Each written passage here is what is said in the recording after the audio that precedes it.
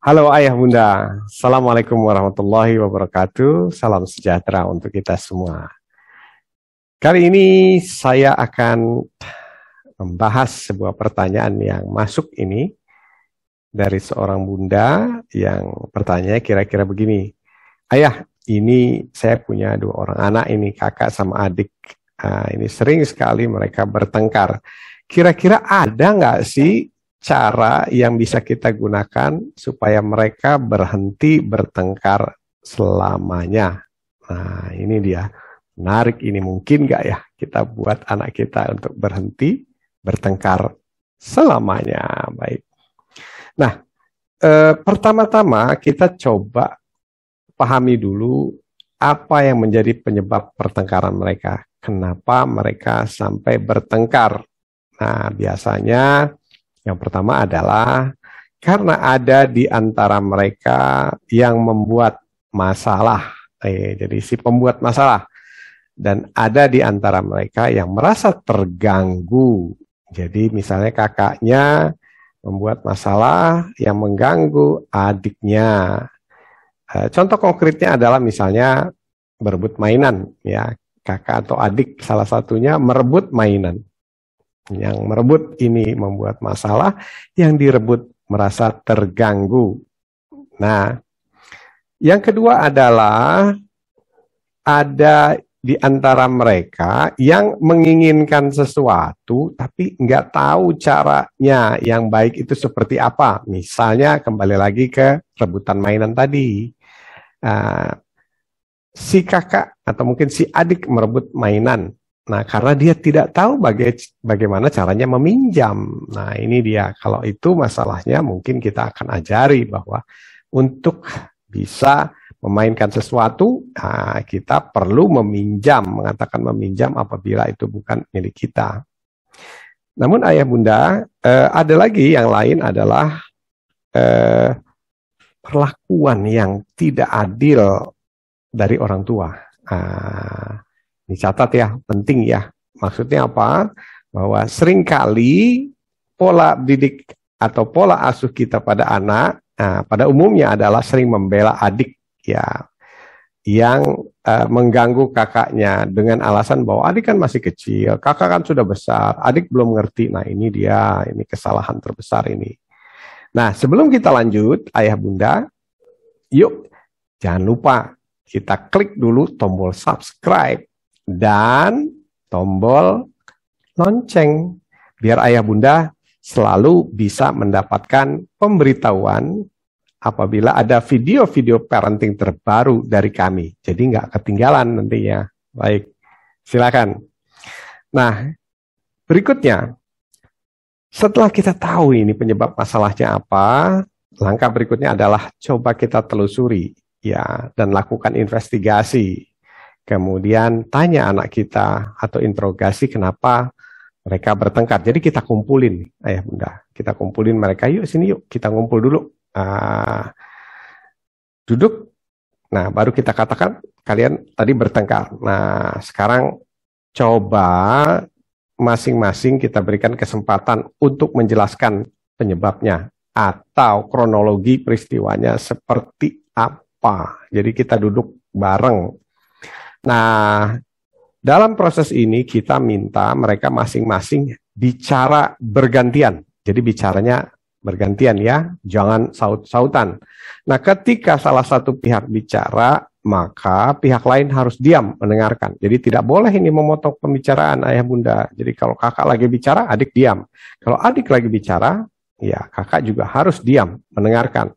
Walaupun mungkin kakak merasa tidak setuju, tapi kita tahan, stop. Nanti ada gilirannya kakak. Kita akan catat. Nah, kemudian untuk memvalidasi cerita mereka, coba kalau ada hadirkan saksi. Jadi saksi ya, ada saksinya ini. Kalau kita punya asisten rumah tangga, misalnya di rumah, ayo kita ajak gabung. Kalau misalnya ini bunda, kemudian ada ayah juga di sana, ayo ayahnya gabung di sini. Kalau kebetulan mereka menyaksikan kejadiannya.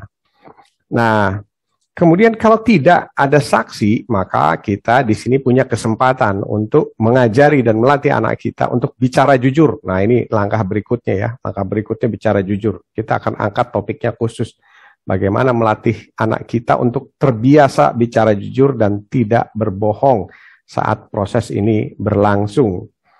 Nah, sebenarnya saksi-saksi ini penting ya. Saksi-saksi ini penting untuk menjaga validitas cerita masing-masing. Ya, bisa jadi anak kita ada salah satunya yang mencoba menutupi masalah dengan berbohong. Nah, nanti kalau dengan adanya saksi-saksi itu bisa kelihatan nanti siapa yang benar dan siapa yang salah.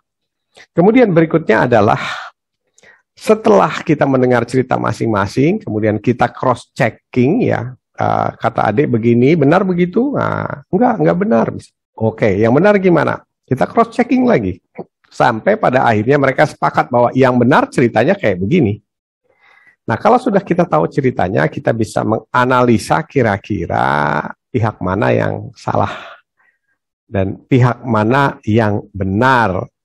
Kita jelaskan pada mereka supaya mereka paham. Jadi misalnya ini dalam hal ini yang merebut mainan adalah adik. Adik salah, nak. Merebut mainan itu salah. Cara yang benar adalah meminjam. Nah, kemudian yang benar adalah kakak. Nah, kalau seandainya ternyata yang sering melakukan itu adalah adiknya, maka jangan pernah sekali-sekali membela adiknya dengan alasan, misalnya, kakak maklum dong sama adik, kan adik masih kecil, belum ngerti. Kalau kakak kan udah besar, udah paham, udah dewasa, jadi ngalah. Nah, ini nggak ada kata ngalah. Jangan pernah ajari anak kita untuk ngalah terhadap sesuatu yang benar, karena kebenaran itu tidak pernah memandang usia. Kalau ayah bunda membela adik karena adiknya masih kecil dan kakaknya disuruh ngalah karena usianya sudah besar dan mengerti, ini akan membuat pertengkaran itu tidak pernah selesai selamanya. Saya garis bawahi bahwa yang benar harus benar, yang salah harus dikatakan salah, berapapun usianya. Jadi tidak ada membela salah satu pihak karena usianya jauh lebih kecil. Begitu. Justru yang kecil ini harus diberikan pemahaman terus, pengertian terus tentang salah dan benar, supaya tidak melakukan kesalahan berikutnya, begitu kira-kira.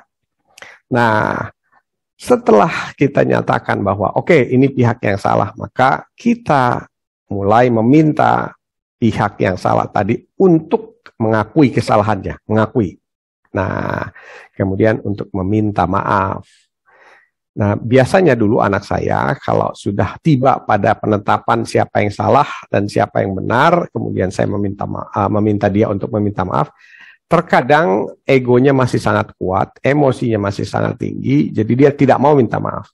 Nah, lantas solusinya seperti apa? Begini, ayah bunda, kita adalah manusia sama, mungkin kita juga saat emosi kita tinggi, ego kita tinggi, sulit sekali mengatakan untuk minta maaf. Jadi saya biasanya kasih keluangan atau kelonggaran ya. Misalnya saya katakan gini, ayo minta maaf, kamu tahu kamu salah. Sekarang kalau nggak mau minta maaf sekarang, kira-kira kapan mau minta maaf? 1 menit lagi, 1 jam lagi, atau 2 jam lagi? Terus biasanya anak saya akan memilih 2 jam lagi gitu, atau nanti siang gitu. Nah, catat itu bahwa kalau dia nanti siang berarti ya nanti pas siang kita tagih. Ayo, sekarang sudah siang, kamu minta maaf. Terlatih disiplin ini penting. Jadi kalau dia janji, dia harus menepati janjinya. Dan kita harus menjaga ingatan kita. Nah, kita catat di alarm HP kita bahwa jam 12 nanti akan bunyi. Nah, itu adalah waktunya anak kita untuk meminta maaf atas kesalahan yang dia lakukan tadi. Nah, ayah bunda, permintaan maaf ini penting untuk dibiasakan supaya dia menjadi refleks bahwa dia tahu salah, ya dia tahu benar dan dia mau minta maaf. Ya, sekali lagi ini penting. Kemudian berikan penjelasan bahwa setiap kesalahan itu akan selalu ada konsekuensi dan hukumannya, ya. Kemudian setelah kita sampaikan bahwa setiap kesalahan itu mengandung konsekuensi, maka selanjutnya adalah kita coba sampaikan kira-kira hukuman apa yang pas ya untuk kesalahan yang dilakukan ini. Seperti di talk show saya sebelumnya, kita telah membahas tentang konsekuensi dan hukuman. Nah, di situ nanti kita akan jelaskan pada anak kita hukumannya apa. Nah, biasanya begini, Bunda. Dalam hukuman itu kita sudah membuat mekanisme. Kalau kesalahannya ini, maka hukumannya ini. Dan itu kita berlakukan setiap ada kejadian ya. Dan biasanya anak saya itu akan konsisten melakukan karena saya konsisten untuk mengingatkan tentang pelaksanaan hukuman.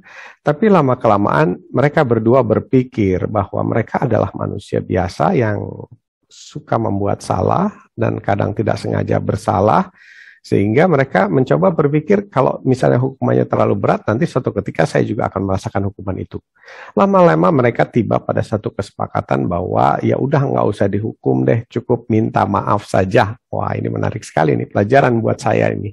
Ternyata mereka lama-lama bergeser dari saling meminta hukuman atau meminta supaya yang bersalah dihukum, mereka meminta selanjutnya supaya hanya minta maaf saja. Nah, jadi minta maaf, selesai. Nah, setelah terbiasa meminta maaf, bahkan lama-lama mereka terbiasa untuk tidak melakukan kesalahan lagi. Nah, ini yang menarik. Kemudian, jangan lupa juga ayah bunda, kalau misalnya kita tadi memberlakukan hukuman, kalau ada pelanggaran atau perbuatan kesalahan lagi, maka jangan lupa juga bahwa kita harus memberikan rewards ini pada anak kita. Memberikan rewards ya apabila dia tidak melakukan kesalahan atau berhenti melakukan kesalahan. Rewardnya bisa berupa pujian, bisa berupa apapun.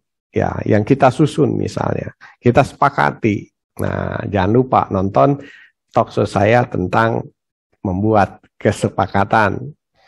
Nah, selanjutnya adalah kalau itu sudah, maka kita harus peka sebagai orang tua dalam melihat perkembangan etika perilaku mereka. Maksudnya begini, dalam setiap interaksi mereka biasanya selalu akan ada masalah dan biasanya kalau masalah itu seringkali berujung pada awal dari sebuah pertengkaran.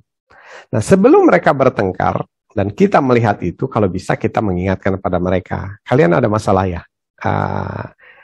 Coba kita tanya ya. Apa masalahnya? Coba selesaikan. Kira-kira solusinya seperti apa? Jadi kita pancing mereka untuk menjadikan bahwa bertengkar itu bukan solusi terbaik.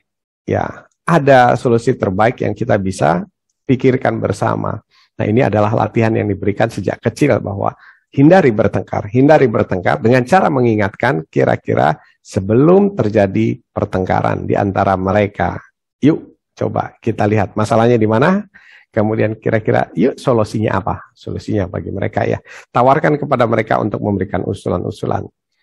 Nah, ingat bunda, kalau terjadi lagi masalah di antara mereka, kemudian pertengkaran di antara mereka, maka segera lakukan proses peradilan yang sama seperti yang tadi kita awali ya. Kita jelaskan di awal tadi. Nah, apabila anak terbiasa, jika bertengkar kemudian ada peradilan, jika bertengkar ada peradilan, maka mereka akan tahu bahwa oke, setiap pertengkaran ini pasti akan ada peradilan.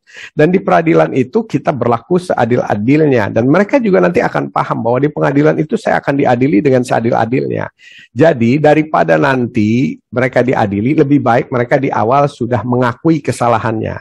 Nah, tidak hanya mengakui, bahkan mereka di awal kalau bisa tidak membuat permasalahan, begitu. Karena mereka tahu mekanismenya, dan ini dilaksanakan secara konsisten dan disiplin oleh orang tuanya. Nih kata kuncinya, disiplin dan konsisten. Karena anak kita itu adalah pengamat yang ulung, ya, pengamat yang luar biasa. Nah, proses peradilan berulang inilah yang pada akhirnya telah berhasil menghentikan pertengkaran di antara anak saya untuk selama-lamanya. Nah, ayah bunda, itu pengalaman saya dalam mendidik anak-anak saya, sehingga mereka sekarang sudah berhenti bertengkar selamanya. Nah, ayah bunda bisa mencoba cara-cara ini, dan jika misalnya lupa tadi cara-caranya, bisa diulang, dilihat lagi videonya satu demi satu, kalau perlu dicatat, kemudian dipraktekkan langsung, nah secara konsisten dan berulang-ulang sampai berhasil. Saya percaya pasti akan berhasil. Saya sudah membuktikannya. Anak saya sering bertengkar di usia 7 tahun, dan sekarang mereka sudah 15 dan 17 tahun. Hampir sama sekali tidak pernah bertengkar. Mereka akur, dan bahkan tidur pun mereka satu kamar berdua walaupun sudah dewasa. Nah, sekali lagi itu yang bisa saya sampaikan ayah bunda, semoga bermanfaat. Sekali lagi terima kasih banyak telah menyaksikan video ini. Salam parenting. Terima kasih ayah bunda telah menonton video ini sampai selesai. Jika ayah bunda ada yang ingin ditanyakan, silakan tulis di kolom komentar yang ada di YouTube ini. Nanti akan kami bahas pertanyaan-pertanyaan dari ayah bunda sekalian di video kami berikutnya. Jangan lupa untuk klik tombol subscribe dan tanda lonceng, agar ayah bunda bisa selalu menerima pemberitahuan video-video parenting terbaru dari kami. Sekali lagi, saya ucapkan terima kasih atas dukungannya dan semoga bermanfaat.